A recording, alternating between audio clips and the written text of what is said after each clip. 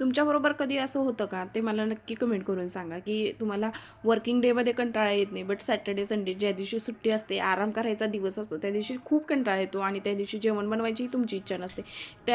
माझं काहीसं असंच घडतं. मला सॅटर्डे, संडेलाच खूप कंटाळा येतो. ज्या दिवशी काम काहीच नसतं, त्या दिवशीच मला खूप जास्त कंटाळा येतो. आणि कसं असतं माहिती आहे का? सॅटर्डे, संडेला आम्हा तिघांनाही सुट्टी असते आणि त्यामुळं मग आमचा दिवस असा पूर्ण कंटाळामध्येच जातो. आणि त्याच दिवशी आमच्या घरी मसाले भात बनतो, कारण काही बनवायची इच्छा नसते, मग झटकीपट असा म्हणजे मसाले भातच. आणि ऑलमोस्ट सगळ्यांनाच हाच पदार्थ आठवत असेल ज्या दिवशी कंटाळा येतो त्या दिवशी. तर चला मग मसाले भात कसा बनवायचा मी तुम्हाला सांगते. एक कुकर घ्यायचं, कुकरमध्ये 1 चमचा तूप टाकायचं आहे. तूप छान गरम झालं की त्याच्यामध्ये आपल्याला जिरे टाकायचे. जिरे छान फुलले की त्याच्यामध्ये आपल्याला टाकायचे काही खडे मसाले.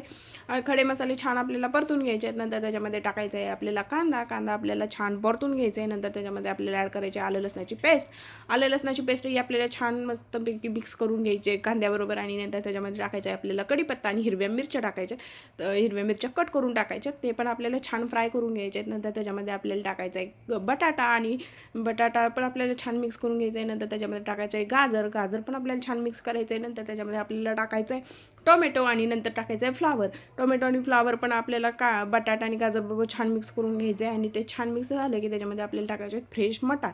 मी फ्रेश मटार पण ह्या सर्व जिन्नससोबत मिक्स करून घेतलेले आहेत. तुम्ही पण अशा पद्धतीने मिक्स करा. नंतर त्याच्यामध्ये टाकायचे आहेत आपल्याला बेसिक मसाले.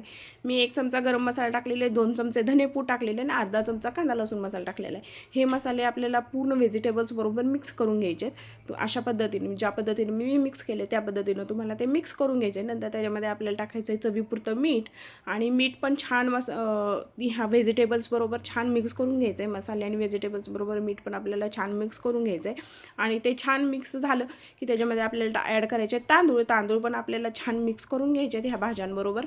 पाहू शकता अशा पद्धतीने तांदूळ आपल्याला थोडेसे फ्राय पण होतात ते भाज्यांबरोबर मिक्स केल्यानंतर, आणि भाज्यांबरोबर छान मिक्सही होतात. आणि नंतर त्याच्यामध्ये आपल्याला लागायचे जेवढं गरजेनुसार पाणी. तर काही लोकांना खूप मऊ भात आवडतो, काही लोकांना असा सुट्टा आवडतो. त्या पद्धतीनं तुम्हाला जसा आवडतो भात त्या पद्धतीनं पाणी तुम्ही कमी जास्त करू शकता.